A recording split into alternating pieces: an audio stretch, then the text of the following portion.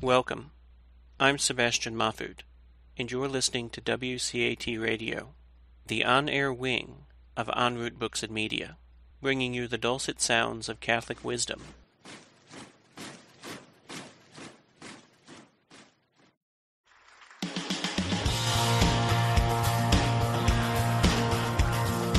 Welcome to Then Sings My Soul on WCAT Radio. I'm your host, Annabelle Moseley.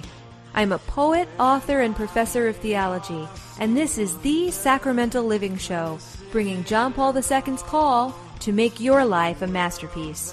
Find inspiration for your life through stories, discussions of Catholic theology, and great music, art, and literature.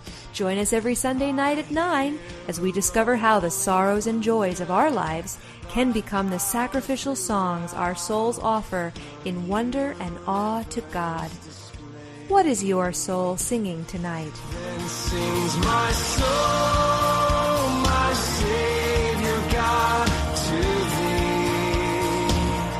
How great thou art, how great thou art. Then sings my soul, my Savior God, to thee. How great thou art, how great thou art,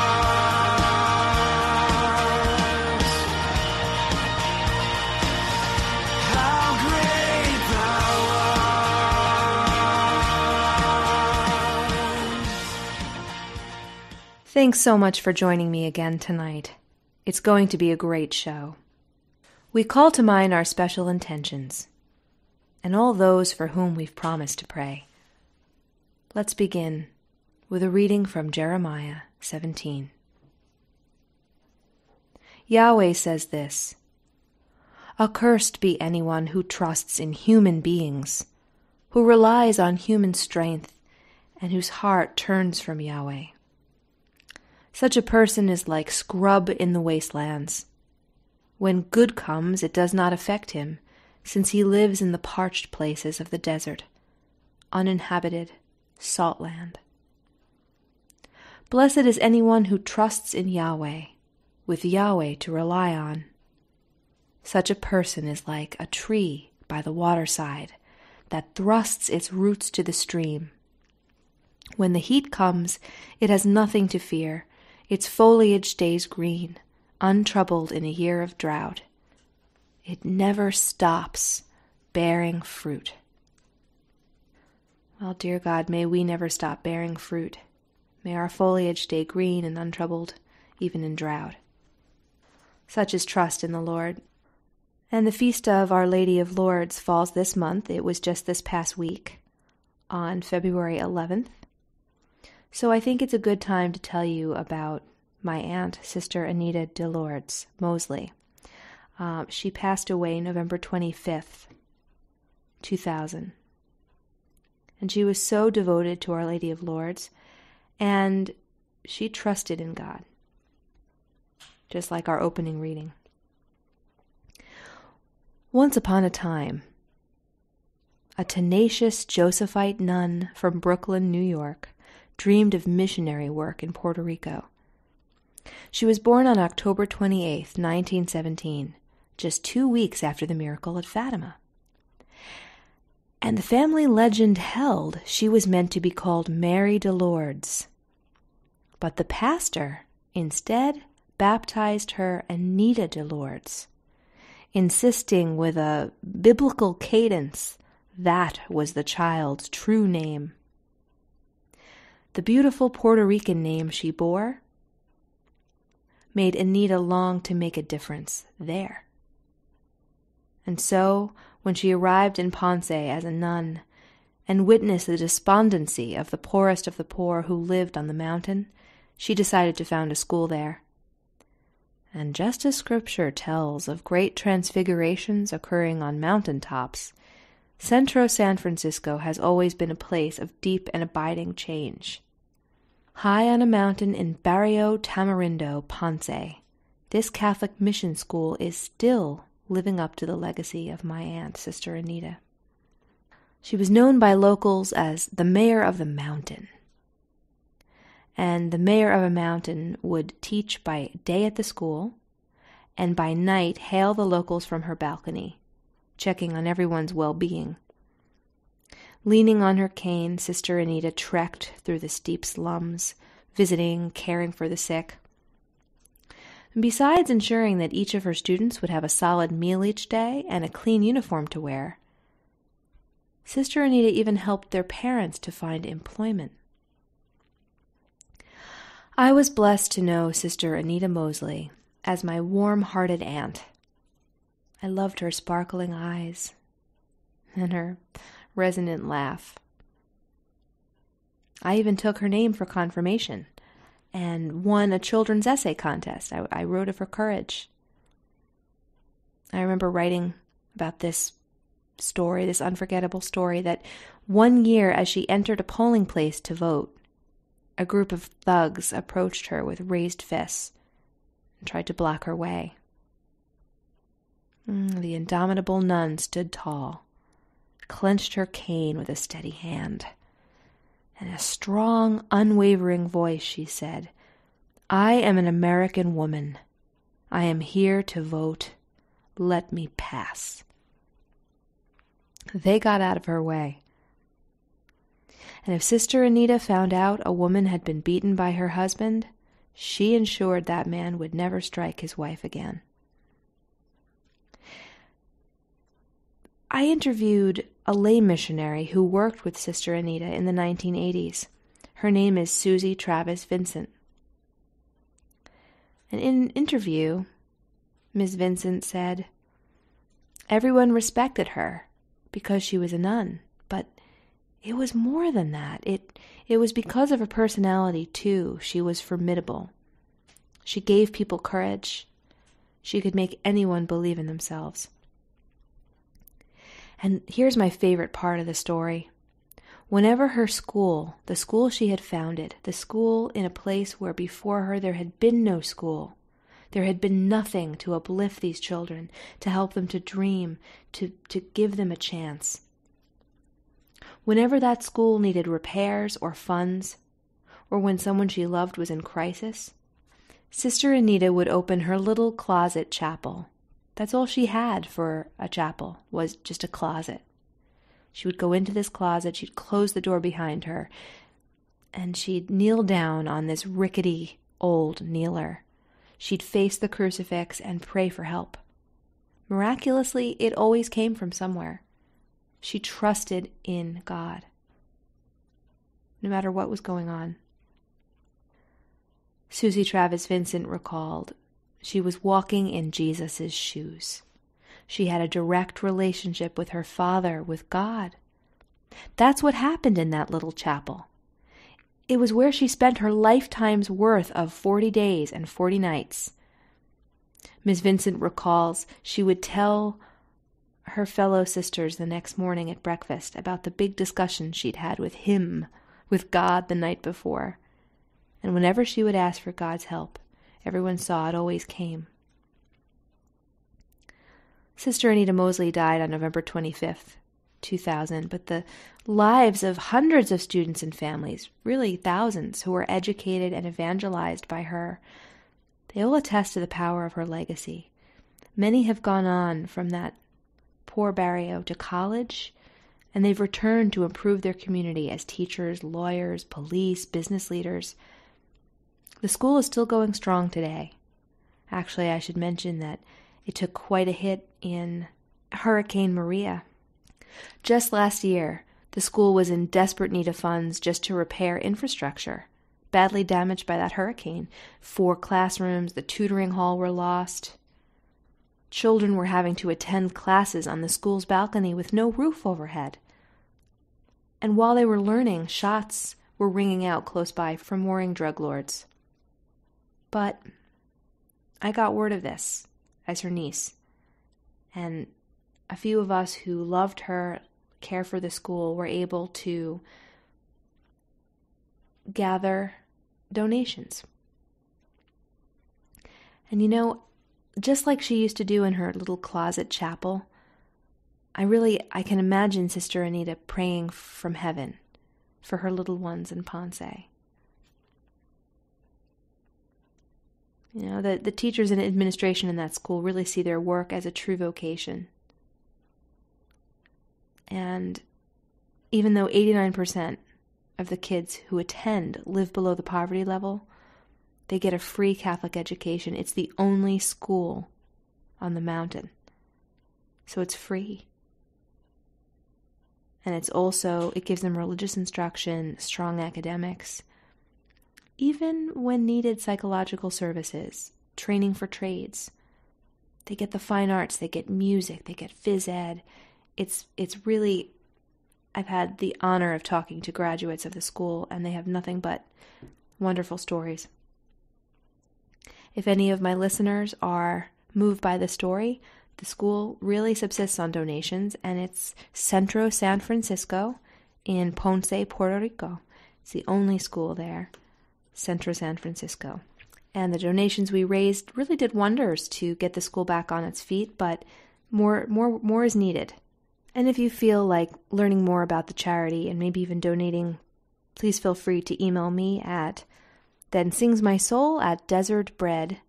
That's one S in desert, desertbread.org. thensingsmysoul@desertbread.org. Now I encourage you, as we shift gears to the next topic about trusting in God, to search online for image of Chartres Cathedral. That's Chartres, the famous cathedral in France. And I think those images, maybe you even had the great blessing of visiting that wonderful cathedral in person, but if not, the images will really help to bring what we're about to talk about alive. As we often talk about on this show, mere objects, when they take on symbolism, can become imbued with sacramentality. And on this show, as you know, I consistently share personal examples from my own life. And I have no doubt that you also have a great many of those moments. You know, when my cousin, who's a researcher in DNA and biology, was studying germs, he came to be aware of the presence of germs everywhere, which he said was a mixed blessing. And he saw what is usually masked, though, to our consciousness. As a poet and as a professor of theology, I see God's poetry everywhere. I know that through the Holy Spirit, He is still speaking in parables in our lives. Whatever we do for a living, or to make a life, we must cultivate our inner poet's eye, our artist's eye, to see a deeper beauty. I'm sure there's ways each of us looks at the world that are unique, but this is something we must cultivate. For all the signs each of us sees, there are likely many more we miss. The great poet Gerard Manley Hopkins wrote, "The world is charged with the grandeur of God." How true that is. Now we think about the great poet Pope, Saint Pope John Paul II. He was not just a priest who dabbled in poetry. This was a man who'd been a fine actor and an equally fine poet.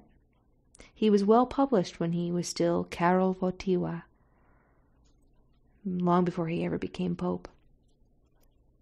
And I'm now going to read for you his poem, Marble Floor, addressing St. Peter, written before he ever had an inkling he'd be Pope. Indeed, how could the idea of a Polish Pope even have been in his consciousness? Well, in this poem, Wojtyła finds a sacred symbol in the floor that guides us. He writes, it joins the spaces of this great edifice and joins the spaces within us who walk aware of our weakness and defeat.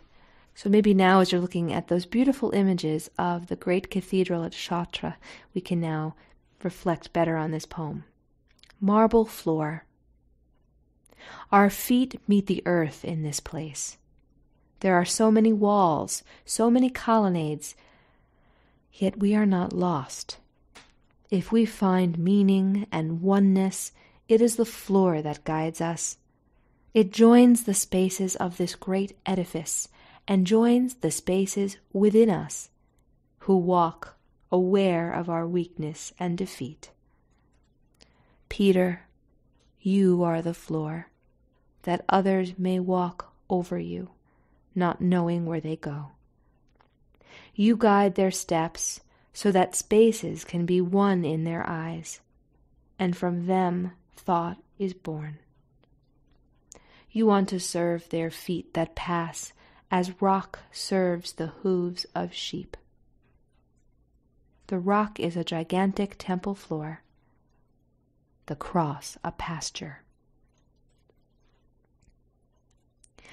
Then, with perfect humility coming from the man who would be Pope, Karol Wojtyła writes, Peter, you are the floor. What better image for the servant of the servants of God? What more beautiful image of the last being first than serving the feet that pass as rock serves the hooves of sheep? This image evokes the washing of the feet on Holy Thursday. Our God of surprises reveals himself in unusual situations and places, and here is no exception. So, we have a theme of trusting in God that sort of started off our broadcast tonight. And trusting in God implies an outgrowth of working for God. If we trust in him, it follows that we'll want to work for him.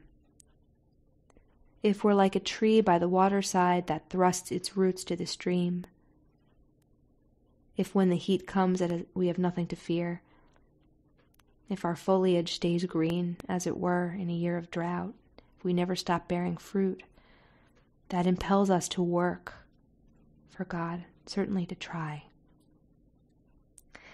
As we reflect on all this, I want to play for you Viva la Vida by Coldplay.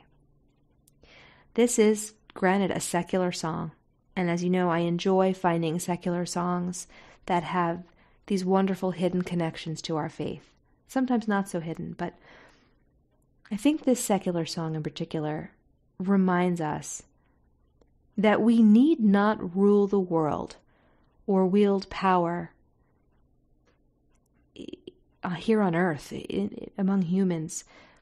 We need not have any of that to be called by St. Peter. In fact, that can often be a deterrent.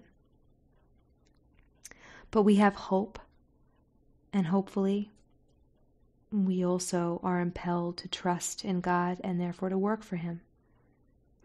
Vita la Vida translates long live life.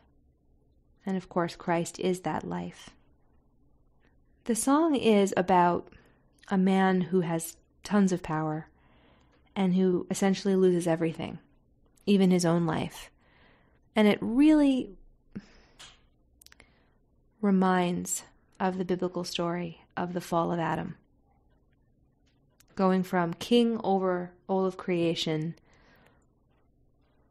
to cursed by death. And as the song tells us, he sweeps the streets he used to own. He's no longer a king. Now he's a servant. And yet, you'll hear in the chorus, and maybe you're familiar with the song already. First it says, St. Peter won't call my name. And in the end, it changes. It says, I know St. Peter will call my name. So it ends with a hope of a reversal of this fate. Humanity's not doomed in the end. Viva la vida, long live life. Long live the King of life, who conquers death, who is the resurrection and the life, and who brings all hope. We don't need to own any streets anymore. We can just sweep them. But as long as we have that hope, that trust, and we do our work. And so the song ends with, long live life, and therefore we know, long live Christ our life and our trust in him, not in human concerns of the earth, but instead in the kingdom of heaven.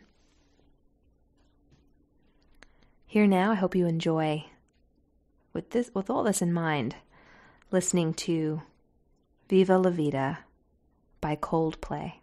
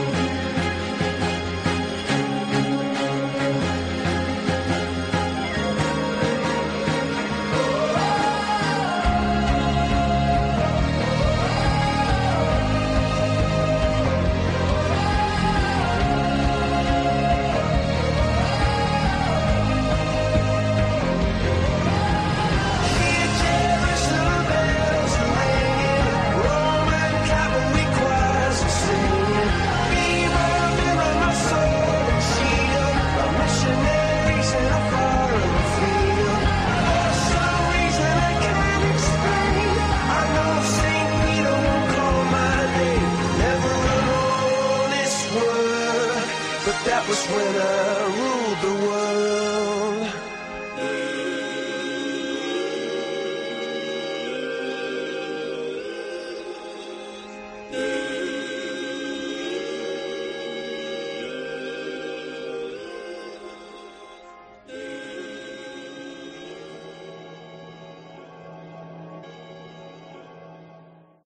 Hope you enjoyed that song. As we journey from the marble floor found in so many churches and the sense of cathedral, the Cathedral of Chartres, the cathedral that was evoked in the Coldplay song, with the image of the servant, let's look at an excerpt from The Cathedral by J.K. Huysmans, I love this line. I think this sums it all up. It must be constantly repeated. Every part of a church and every material object used in divine worship is representative of some theological truth. In the script of architecture, everything is a reminiscence, an echo, a reflection. That is what a great church is. It's meant to be a reminder, a constant reflection, and reminder of the divine. To continue this inspiration, let's listen now to some great music recorded inside a cathedral. Here's the one and only Luciano Pavarotti with Panis Angelicus, recorded in 1978 at Notre Dame Cathedral in Montreal.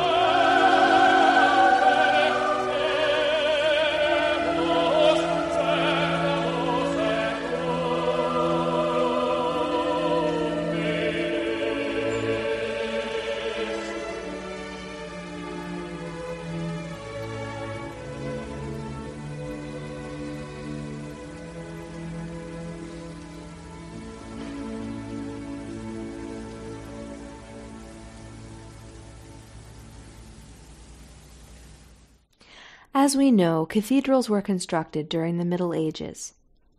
In the words of Rod Dreher, author of How Dante Can Save Your Life, Christians of the Middle Ages took Paul's words recorded in Acts. In him we live and move and have our being.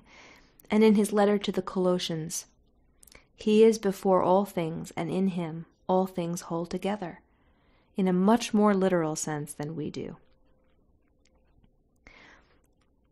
The Benedict Option is a recently published book, also by Rod Dreher, and makes for an interesting read, really compelling one.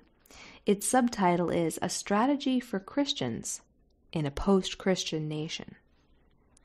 The Benedict Option reminds us that the medievals, quote, experienced everything in the world sacramentally. We associate that word with church, and rightly so. Baptism is a sacrament, as is communion. These are special rituals in which God's grace is present in a particular way, effecting a real transformation on those participating in it. But sacramentalism had a much broader and deeper meaning in the mind of the Middle Ages.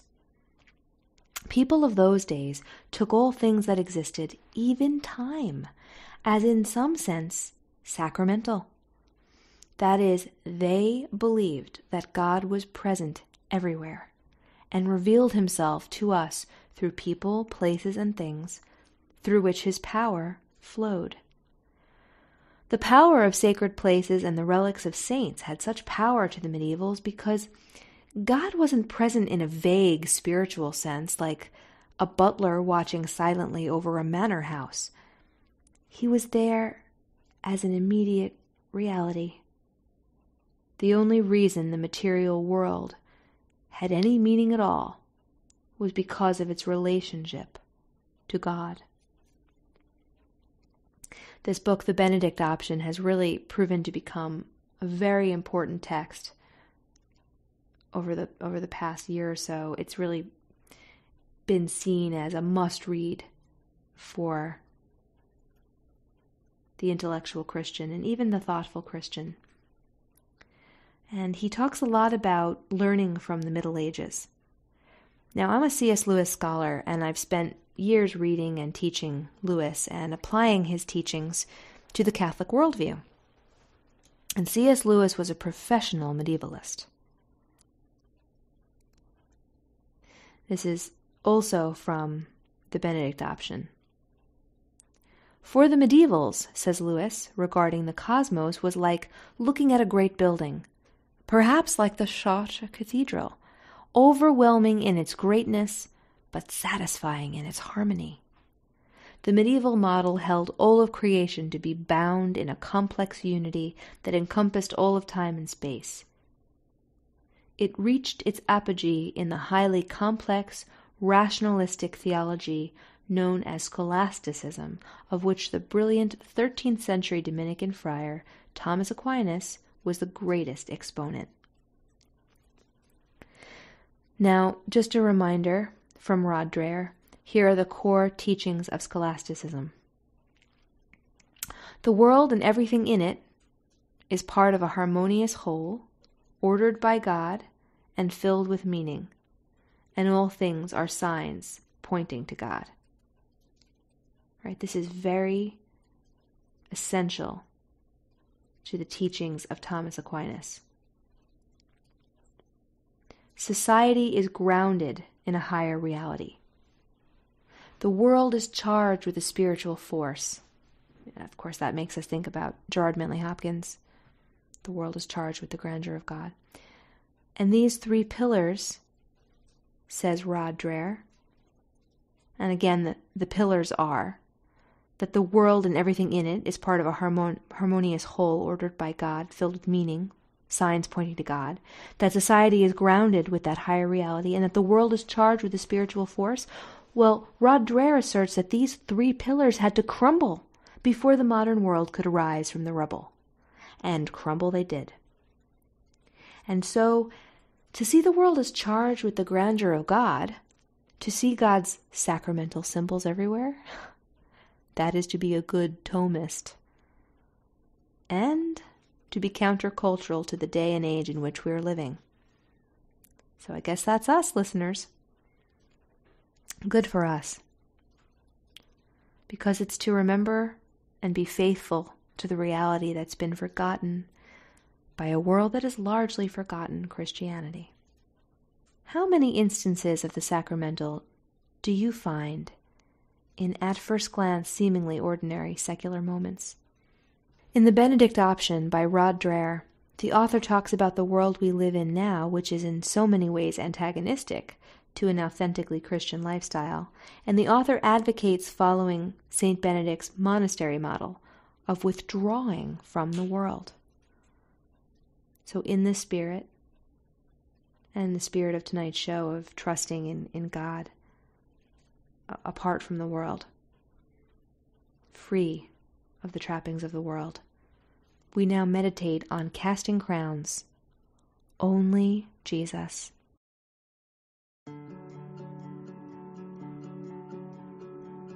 Make it count, leave a mark, build a name for yourself. Dream your dreams, chase your heart above all else. Make a name the world remembers.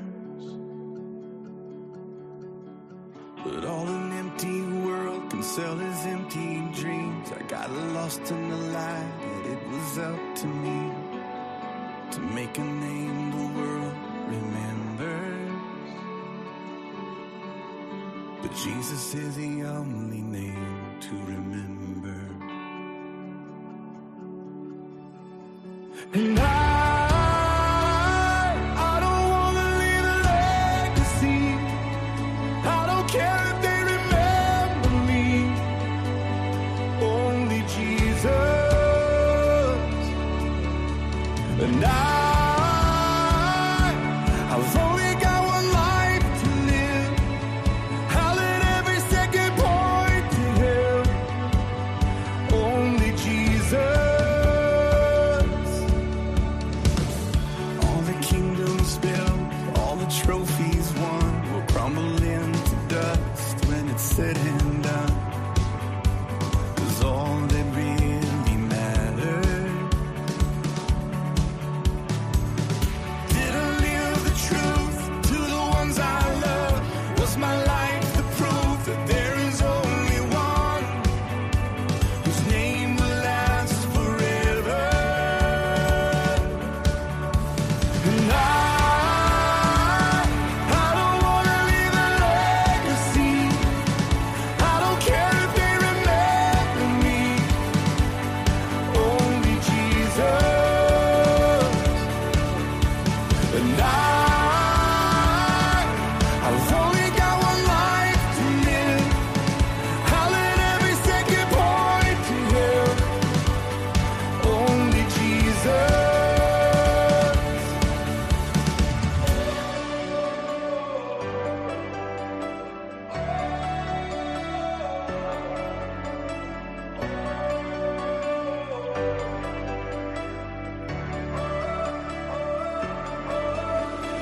Jesus is the only name. Jesus is the only name. Jesus is the only name to remember. Oh, Jesus is the only name. Jesus is the only name. Jesus is the only name to remember. And I don't want to leave a legacy. I don't care if they remember me. Only Jesus. And I've only got one life to live. I'll let every second point to Him. Only Jesus.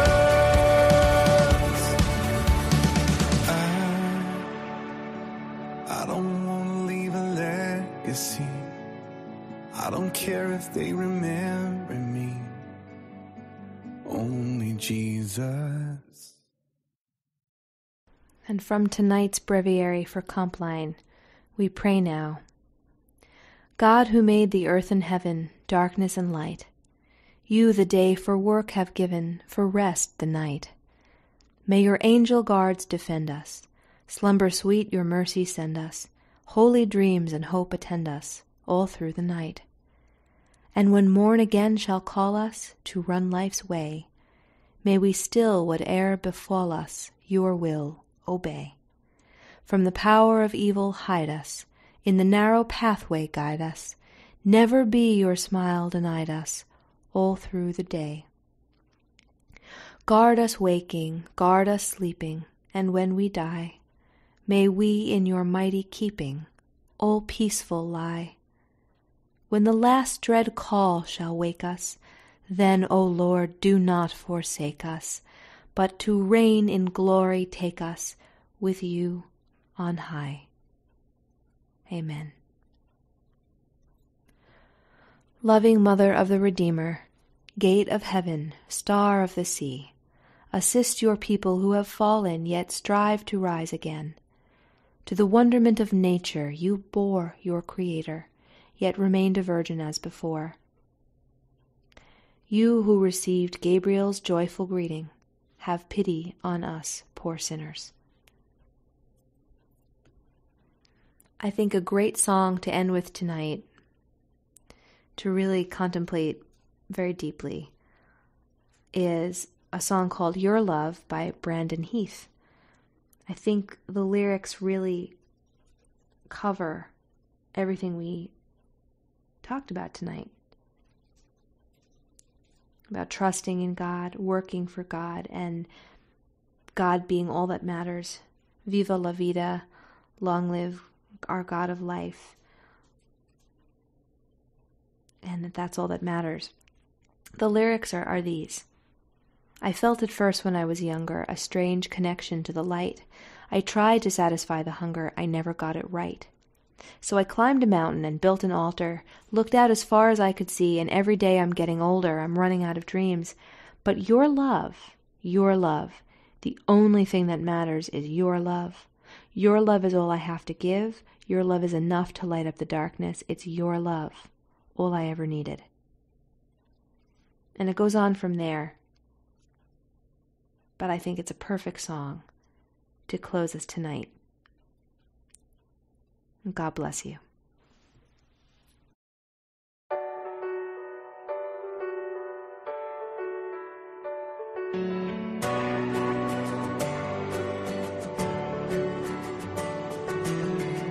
I felt it first when I was younger, a strange connection to the light. I tried to satisfy the hunger, I never got it right, I never got it right. So I climbed a mountain, built an altar, looked out as far as I could see. And every day I'm getting older, I'm running out of dreams, I'm running out of dreams. But your love, the only thing that matters is your love, your love. That's all I have to give. Your love is enough to light up the darkness. It's your love, your love. All I ever needed is your love.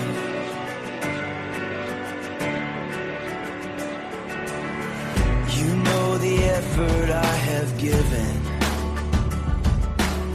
and you know exactly what it cost. And though my innocence was taken, not everything is lost. Not everything is lost. But your love, the only thing that matters is your love, your love. That's all I have to give. Your love is enough to light up the darkness. It's your love, your love. All I ever needed is your love.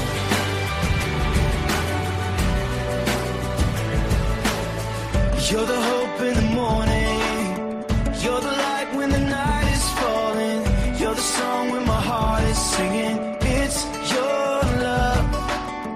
You're the eyes to the blind man, you're the feet to the lame man walking, you're the sound of the people singing, it's your love, your love.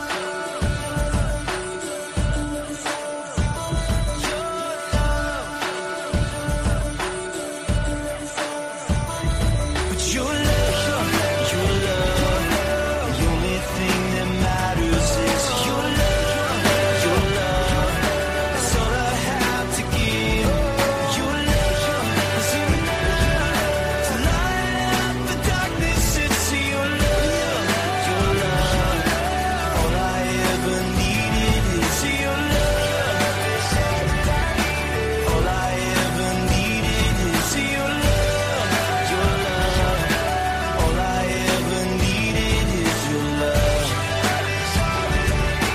All I ever needed is your love. It's all I ever needed.